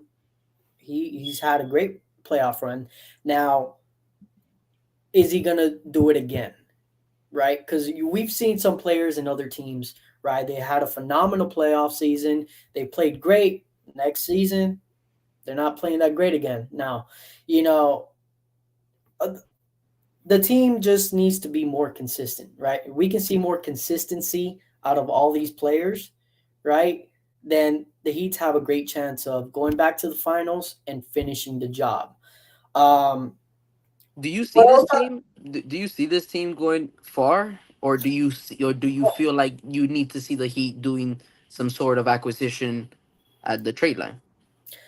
um, right now, again, I feel like they if they can make there's some trade rumors for There is, sir. um Zach man, Levine. Zach Levine. Now, if they could get somebody like Zach Levine, you're adding a lot of athleticism into the team.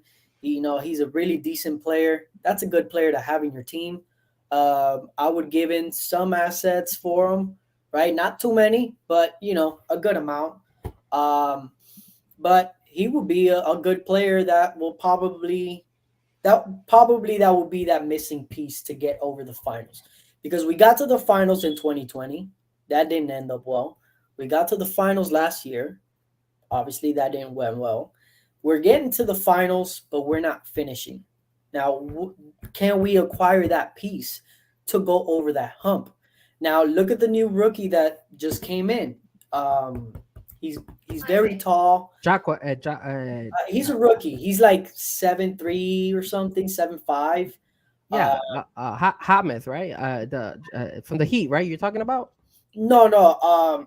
He's placed for another team. I think he was probably the first pick or second pick. Oh, Very- Wemby. Wemby. Now, Oh, now Wembayama, yeah. here's back to the thing. A player like Wemby, right? You know I can't compare Wemby to somebody like Bam Adebayo, but again, although yes, you could outsmart the other player, and you know experience comes into play. You know, size matter. Now, somebody like Bam Adebayo, you're gonna have somebody that is gonna be much bigger than you, is gonna have a more reach over than you in the paint.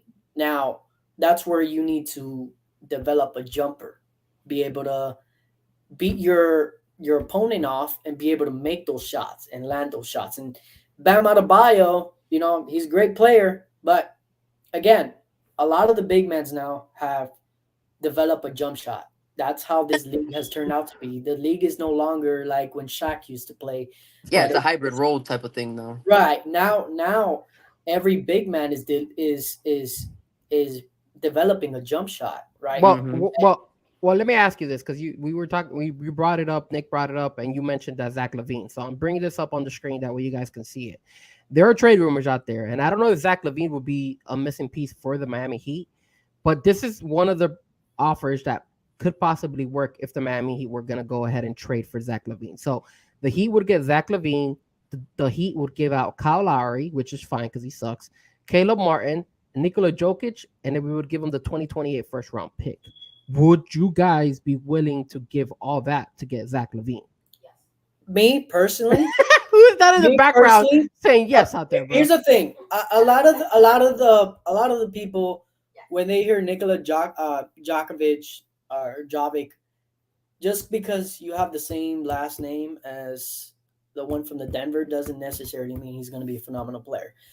Nikola Jovic hasn't done anything to impress me, in my opinion. I know he's young, I know he's developing, but you know, I just think he's an overused name. I don't think he is a player that people are setting him to be. So I wouldn't mind letting somebody like that go. Caleb Martin, like I said, he had a phenomenal playoff. Can you do it again? Right? But back to where I said, consistency. If you don't have consistency, you're just not going to win. Obviously, defense wins championship, but you need to be consistent in the offensive end. Can you do it again? Can Duncan keep performing like he did last year in the playoffs? Can Tyler Hero remember when they got eliminated? I believe in the Boston series. I don't know what year that was. He didn't play at all the whole. I think he played one game or two, maybe the first when he went against. I think they. I don't remember what team they went against, but he supposedly got hurt. Then he didn't play off. He didn't play for the rest of the playoffs.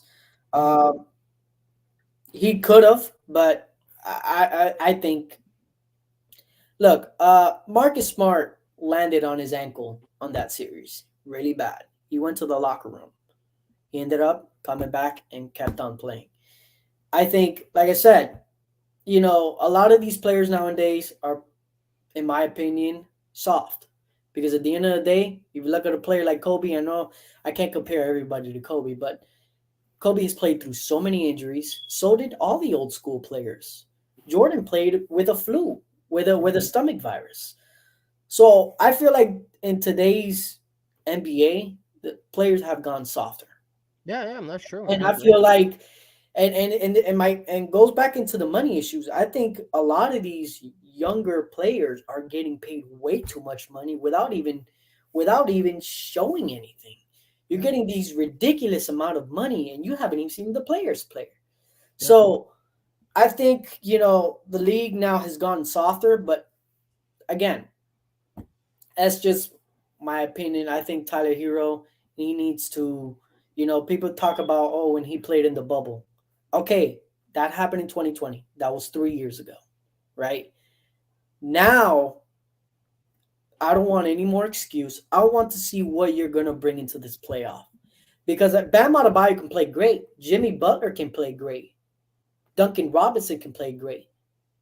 But if Tyler Hero's not doing his role, I don't see them going far. Well, that's the reason why we bring up the Zach Levine comment again, because this is another scenario here.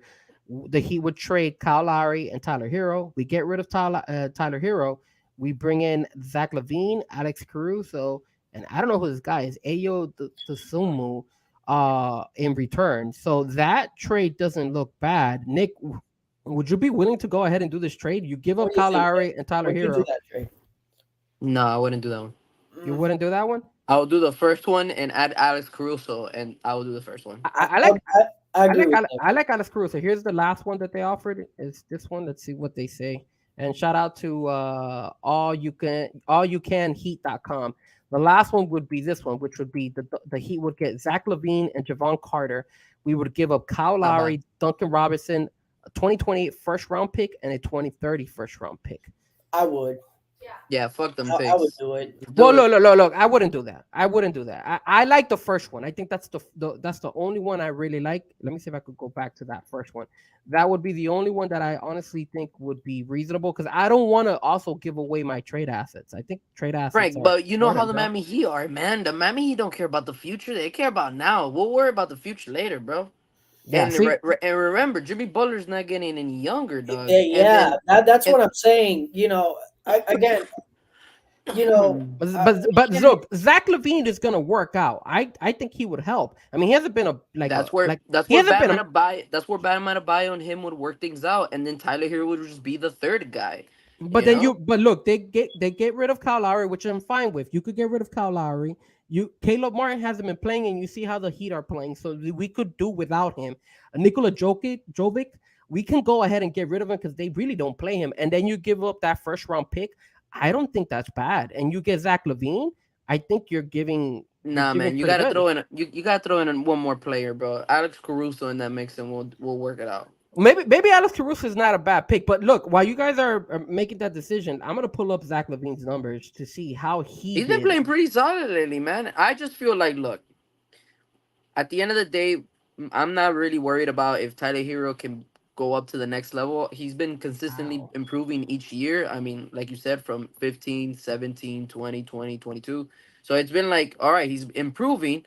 So I feel like what we need to make sure is to cherish and make sure that we're using Jimmy Butler's last years correctly. You get me? And if we can just add that one more piece, because we thought Kyle Lowry was that piece with the experience, and it hasn't worked out.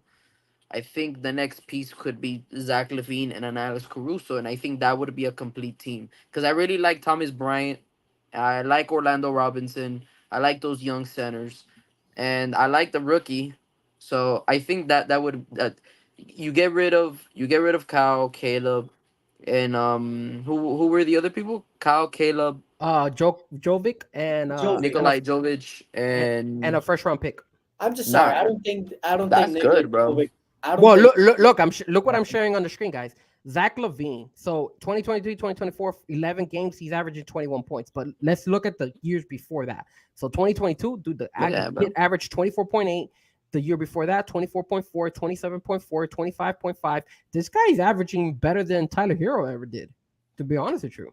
Exactly. So I feel like if you just add him in the mix, you won't need Tyler Hero he needs to understand that he's just not that guy. I mean, Yeah, man. every time we want him to, because he puts up points, but when we need him, he's been struggling. Unfortunately, his body by the time playoff starts to be prone to injury, and I hope he's working on that, and I know he is. However, for now, you know how the Heat culture is. Hey, we don't want to win later. We want to win now. So, I and agree. remember, the future is gonna be Bam. We don't know how the future is for Tyler. Obviously, he is already extended, but still, it's most likely Bam and Tyler. I mean, you that's Who's that third guy? You feel me? but you would expect that Tyler could take the role of Jimmy once Jimmy goes. Well, No, because the role of Jimmy would be Bam. No, no, no, no. Right now it's Jimmy and Bam, and then who would replace Jimmy once he retires? It would have to be Tyler. No, you can't. as the second go-to guy. As As a the yeah, second yeah. go-to guy. Yeah, Once yeah, one, yeah. yeah, Because because Bam would be one, and then Tyler would be two, oh, or of course, yeah. Zach Levine, and then it will be Tyler three. You know, right That Chris about the Middleton role. You feel me? Like you know how Bucks had right. Drew, Middleton, and Giannis. I think a Zach, a Tyler, and a Bam can really work, dude. Right. If you look at the Like Zach. Tyler Hero, he's got a shoe to fill right now. Tyler Hero has been in pretty much any trade deadline, in any trade rumors. I'm pretty sure he knows that they've been trying to trade him for Damian Lillard. Uh, I'm pretty sure he's heard he would probably get traded for Zach Levine. Zach Levine. For any trade rumor, Tyler Hero's involved. And I'm pretty sure he's aware of this. Right? I'm pretty sure 100%, he dude. sees all these rumors going around. There's a lot, he knows a lot of people just don't like how he's been performing. Now, like I said, you know, I know he's not, a star like Jimmy or like Luka Doncic or whatnot, but like I said, Jimmy, he's getting older, right? Jimmy wants to win now.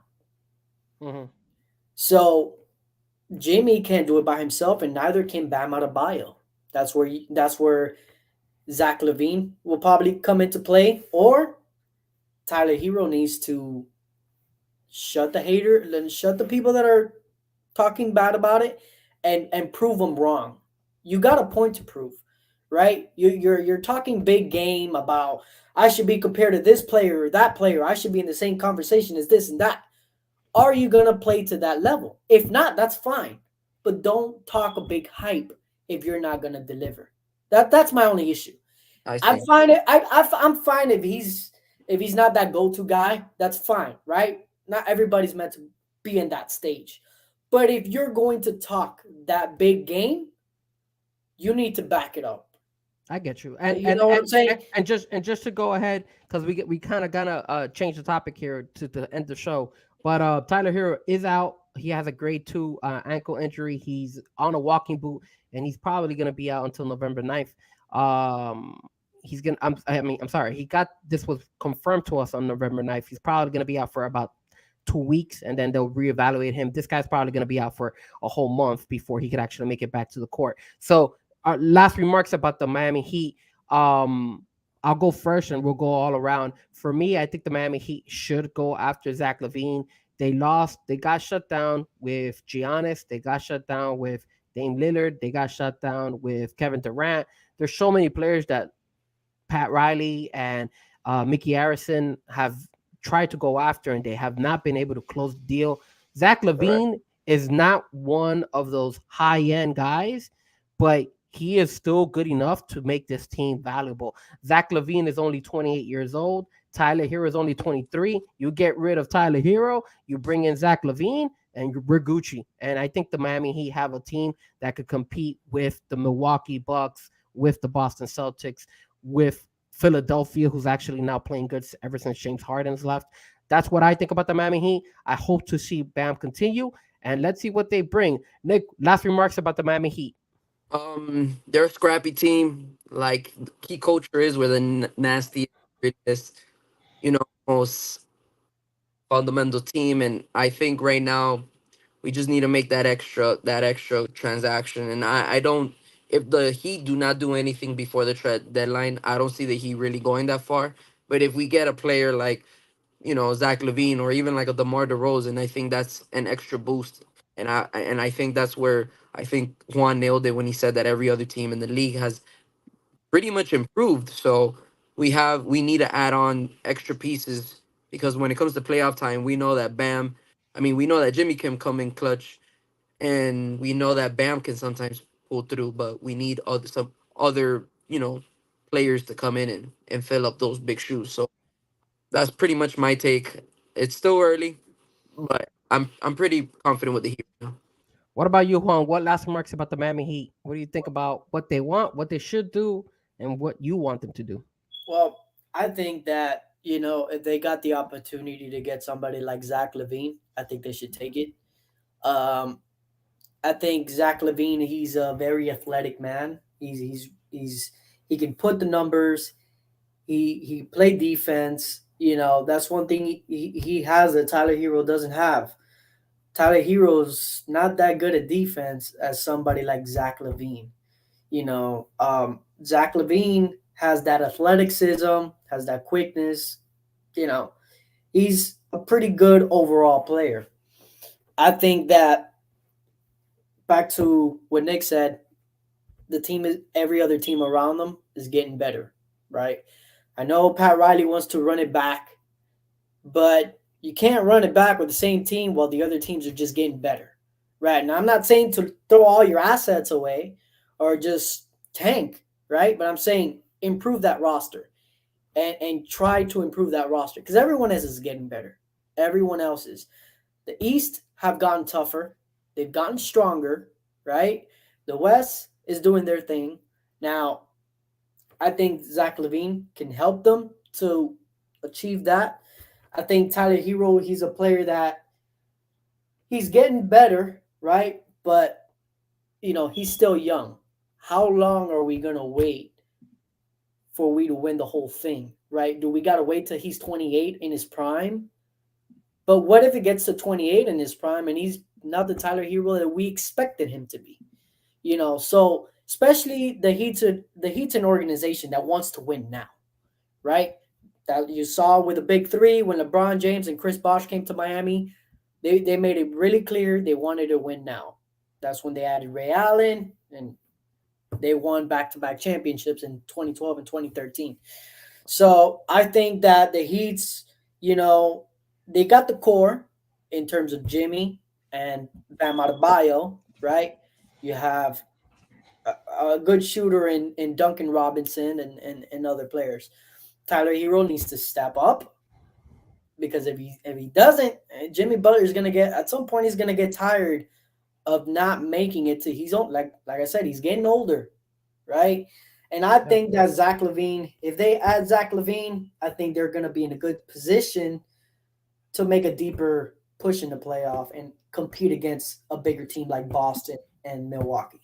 Awesome, man. Awesome. Well, Juan Carlos, I don't know if you want to stick around for the next segment, our last segment. Maybe somebody next to you wants to stick around for that segment because we will be talking.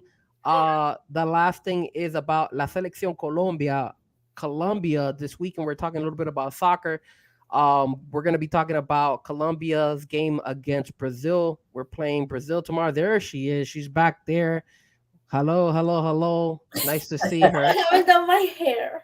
Oh my god, you haven't done your hair. Okay. I saw the lineup: Colombia versus Brazil. All right. So let me. So do you want to stick around for that last Yeah, segment as I well? got nothing else to do. I was All right. So Nick and Paola and Juan and myself, we are all rooting, of course, for Colombia. And let me share this with you guys. These is gonna be hope these are the seleccionados. So these are the guys that Nestor Lorenzo went ahead and said, "Yo, we're bringing on, and we're gonna go ahead and have them ready for tomorrow's game. Tomorrow's game is 7 o'clock.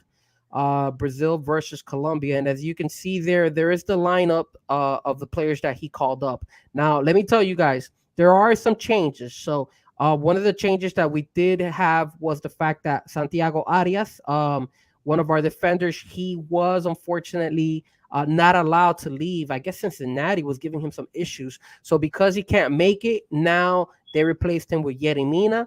And then Mina. the other player that unfortunately was not able to make it was Casierra.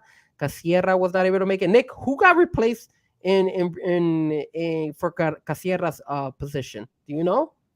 I believe Casierra got replaced by Ucho Hernandez that plays Oh, yes, you're right. Cucho Hernandez, who plays in the MLS for Columbus Crew. Colombia. So, so we have this is our group. This is our core. Obviously, I will say something. I'll go around and then I could ask you what you guys think about the core that they brought here. Number one, the first thing that I did notice that was a little bit of a shocker was Rodriguez. that was no was David Ospina is actually healthy, but David Ospina did not get called up, and I think the reason Nestor Lorenzo did not bring David Ospina is because he hasn't played in how long. So I think that's why he said, "Hey man, I'm gonna stick with Camilo Vargas and I'm And gonna stick with Montero and Kevin Meir, those three guys." So I that's the first thing that brought my attention. The second thing is I love the fact that he brought my boy, the Colombian Drogba, John Cordoba, and obviously I was excited about Casierra, but unfortunately he's hurt. So now Cucho Hernandez is not a bad player to bring on there. And the other person that I'm happy that we do not see him in this list is that crappy Frank Fabra. I love Boca Mm. Juniors, but Frank Fabra sucks. He shouldn't be in La Selección anymore. I'm happy to see Machado back on there. I'm happy to see this guy, ¿cómo se llama? Carlos Cuesta, Daniel Munoz. These guys are the legit defenders for La Selección. Nick, what do you think? What do you like about the guys that were called up to for tomorrow's game against Brazil? um, can't believe it, man. I can't believe it's already tomorrow. It feels like the day that we were, going at it with. I believe it was who? Chile Was Chile? No, it wasn't Chile. It was wasn't it Ecuador?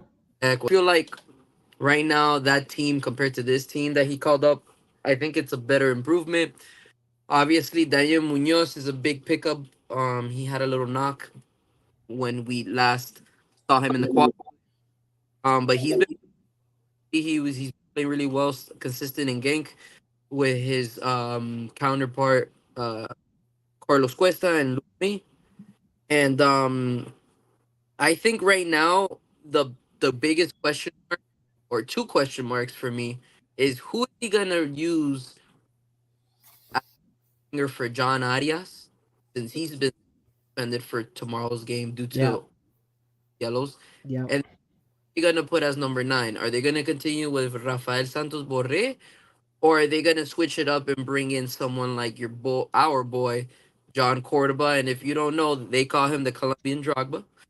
And I think right now this team should, in my opinion, should use John Cordoba and use Sinistierra. I think Sinistierra would be a good person to put on the right winger, or do what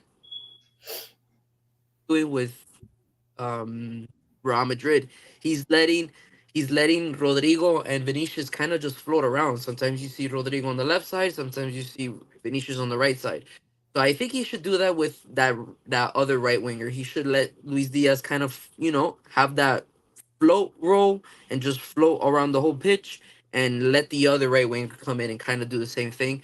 Uh, I'm just scared that he's gonna put in Borré because Borré scored this past weekend. It sure did. Yeah, so I think that's gonna be the biggest question marks for me, and then obviously the midfields are gonna be the same with James, Jefferson Lerma, and I think putting Castro instead of Uribe. Um, You mean Castaño?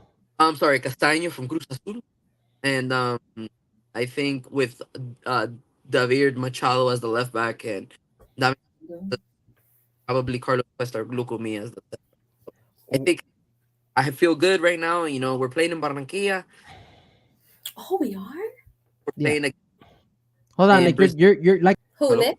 yeah. You hear him going in and out. It's Yeah, probably that storm, huh? yeah. You're like going in and out a little bit. But we caught most of what you said. Yeah, we caught most of it. Most of it was that we heard most of what you said. It was understandable, but I'm gonna go last remarks from Juan and Paola. What do you think about la selección de Colombia? What do you like? What you don't like? What do you expect against Brazil? So, first, hi, Lanika. I see you too, girl.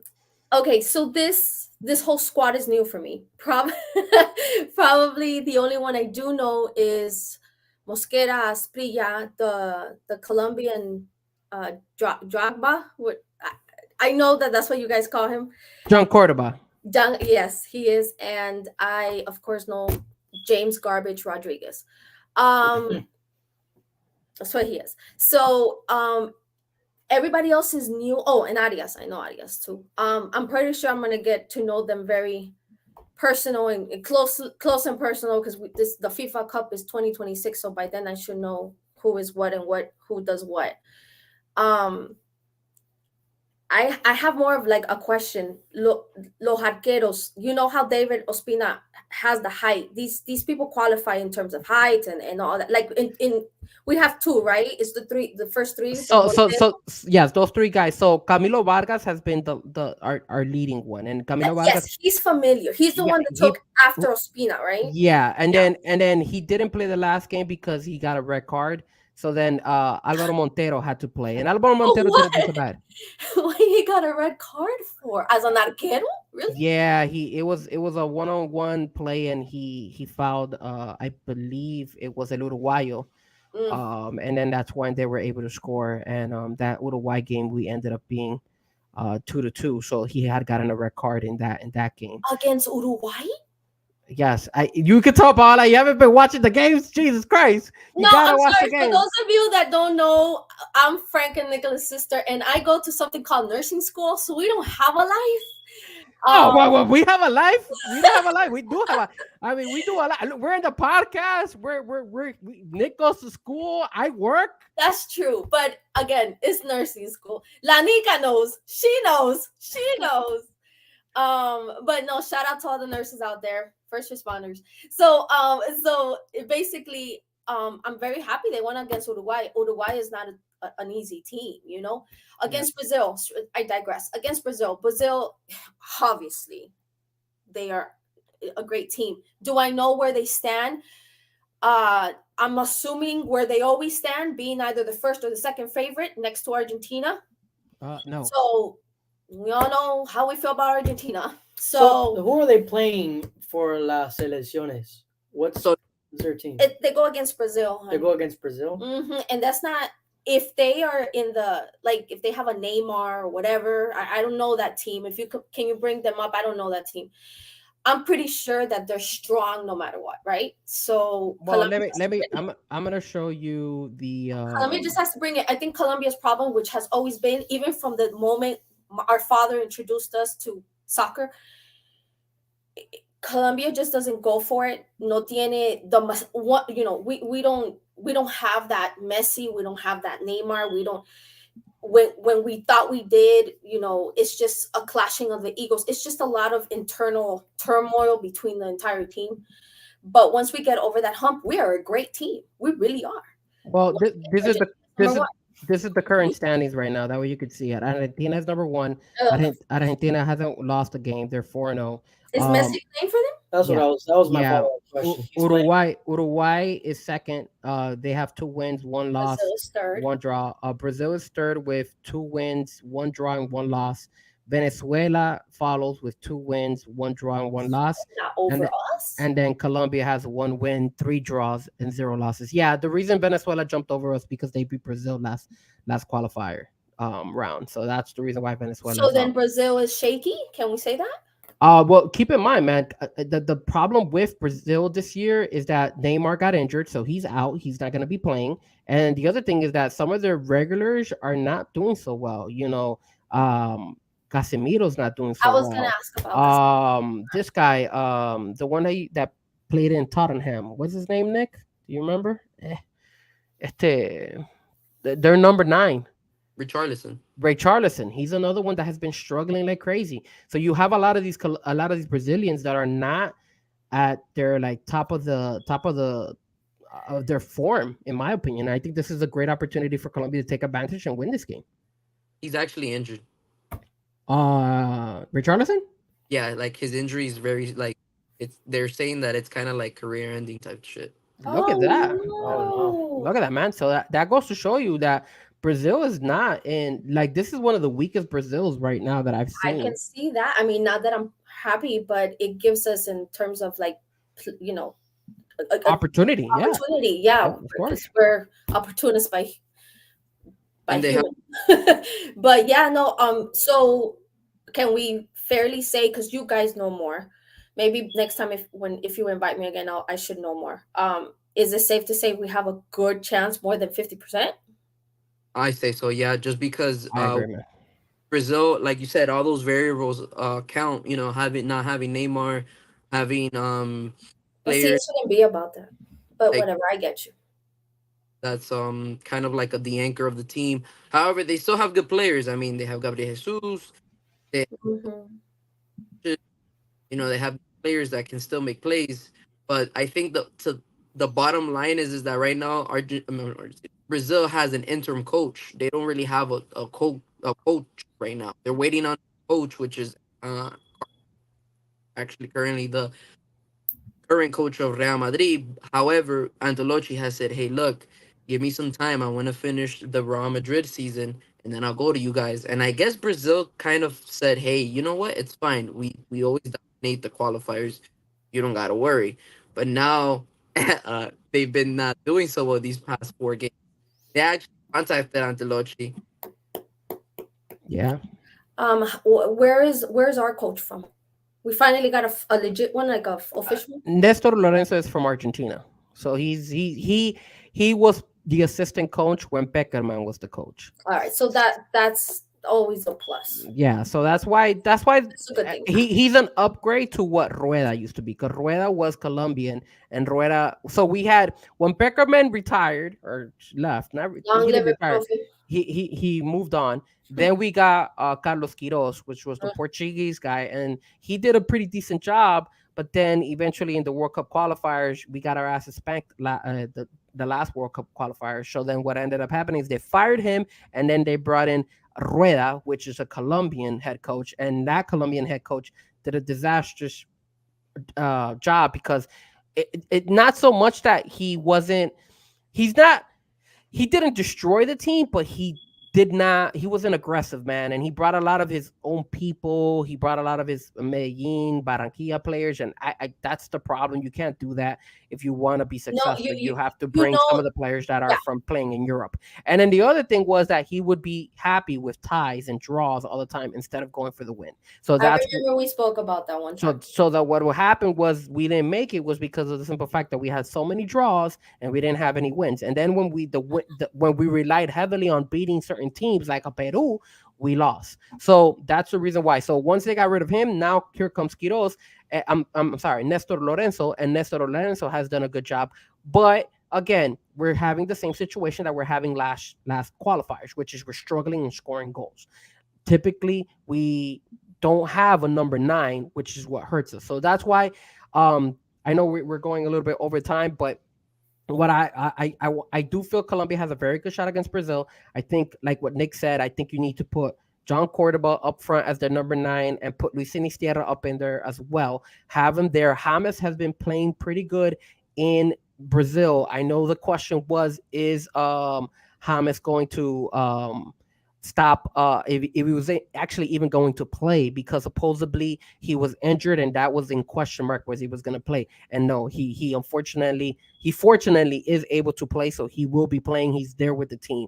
The defense looks solid. John Arias, they were questioning that with the Colombian team. They were saying, why did you bring a player who's not going to be able to play against Brazil? And Nestor Lorenzo actually in the press conference today went ahead and said, hey, the reason I brought John Arias is because John Arias plays in Fluminense in Brazil, so he knows that coach. He knows their system, and he's giving them inside scoop as to how to beat Brazil and what formation, what tactics they should use. So everything looks lined up for Colombia to be competitive in this game. And again, the most important thing, we're playing in Colombia, so I don't see why Colombia should not go ahead and win this. Like, this Win, is the not draw or tie or whatever. Win. exactly. You So know, that's the next. That's that. We need to stop settling for draws, especially for like a tie against Brazil This when we know counts, that. right, Frank? This counts for FIFA 2026 already. Yeah, yeah, of course, of course, So this is important, guys. yeah, of they of can't. course. They can't. I don't know too much about soccer, but I've heard how Colombia hasn't been It's that not. consistent. It's not that we're not consistent. We just don't go for it. We're scared all the time. We don't have, like Frank says, a number 9, a forward that'll say, "Give me the ball and I'll take it all the way." No, estamos con ese. And of course, I guess we just landed a good coach that has some type of strategy and has some type of that Structure. structure. And Colombia needs a lot of. Colombia is not, unfortunately, is not. They can be, but I think they cut themselves so short.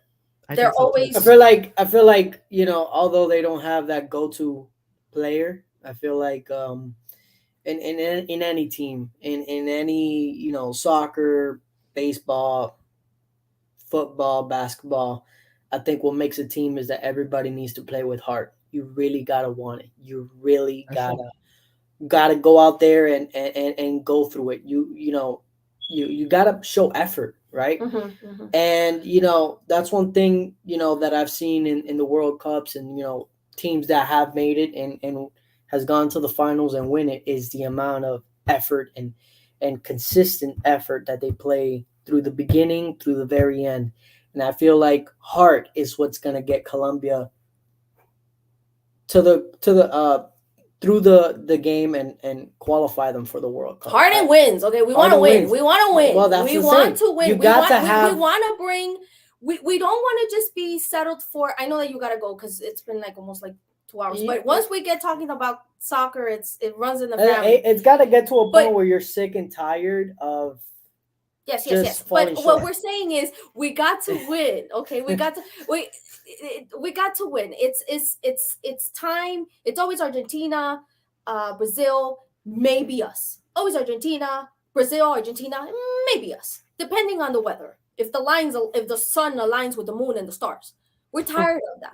You know what I'm saying? Back to what I'm saying. They have to put it out. Yes, we on know the it's line about all heart. the time. It's about. I mean, I think that makes any team. I mean, We get that it. makes any team. But look, not to go back to the heat topic, but that's one of the reasons why they because we made it gotta far go. is because of the effort and passion they played through the whole playoff. Yeah, Gotcha. So I think we got if it. That's Colombia what does it that's where we stand, Frank. now, how far if they make it to the World Cup? How far do you guys think they'll go? Well, I don't want to jump that far. Baby steps. Let's first make it to the cup, and then after that, we could talk about how far they could go.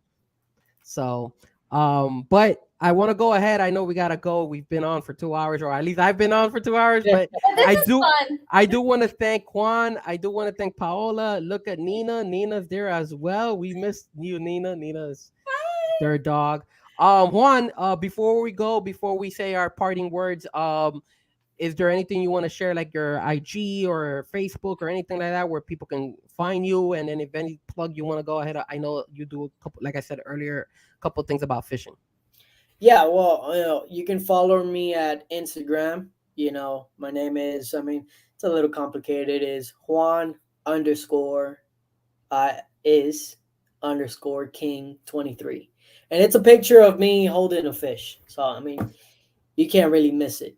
He also has a Facebook under his name. I got a Juan Facebook under my Carlo name, Gonzalez. Juan Gonzalez. You can, I'm going to put my phone number on my Instagram if you need, custom rods or anything, just Trying to make it out here. shoot me a message and I can get started right away. That's awesome, man. Thank you so much, and I I'm appreciate. working on your rod. I'm gonna work on your rod. I know you're a Gators fan. I should see you. I should hopefully see you. Hopefully not for Thanksgiving, but definitely hopefully for Christmas. I'll be making my way up to Pensacola, and then we could do fishing. And you know what? When we're up there, I might just do a stream. We could do like a one-time stream of fishing, and we just talk about fishing. So Nick, warm. and you know what we could do? We could actually bring out the fish and show who won. Like, oh, I got my fish, or you didn't get your fish, or whatever. We could like brag a little about competition on the live. Yeah, I know, right? What about Nick? Talk to me. What's what you want to say before you head on out? Not much. Just happy and to have all you I have to talk sports, be part of the podcast. Hold on. You're cutting off, man. You're cutting off a little cutting bit. off. I don't know what you're like saying. Blah blah blah blah blah. I don't know if it's.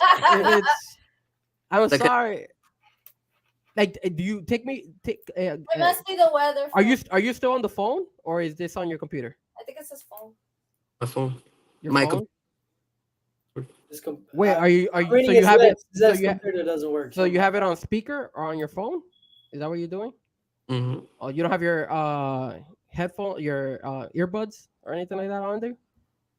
You don't have them on? Okay. All right. I want to hear your last quote. I know you always have a quote for us before the end of the show, but you're cutting off, so I don't know what to do here. One more time. Let's see. How about this? Can you type on the chat? Are you able to type on the chat? If you can, if you want me to, if you can, try to type on the chat your quote, and I'll be more than happy to read it for you as well. And we could do that. And while you do that, you guys can reach me at Fresco Music on all social media platforms, IG, X, TikTok, obviously on YouTube as well. Keep in mind, guys, we are doing this podcast on a daily, every Wednesday night, 8 o'clock. Don't forget to hit that like. Don't forget to go ahead and also, don't forget to also not only hit that like, but subscribe, tell your friends, tell your family, tell anybody who wants to tune in. I really, really appreciate you guys coming in and listening to us and checking us out before we obviously head on out. I want to give a big shout out to everybody who joined us on the chat, which Lanika, thank you so much. Obviously, King Mahi Carlos, which is you're officially seeing him here live. Sean, my boy, Sports Talk with Sean Stanley. Don't forget to follow his channel. Don't forget to check out his channel as well. And of course, my other friend out there, Chad, 90 MFC. Chad, let me know when we could have you on board and we could have you on as well for the for the next couple of shows. And DiTrapio, I see what you typed in there to end the show. I'm gonna go ahead and do the final quote for DiTrapio. Every accomplishment starts with the decision to try. So that was by JFK, John F. Kennedy, the great. So once again, guys, thank you so much, guys. Carlos, Paola, Nick, everybody, thank you so much for coming on, guys. And until next time, bye, guys. Take care, guys. Let me talk to you. The biggest icon in wrestling. Yeah.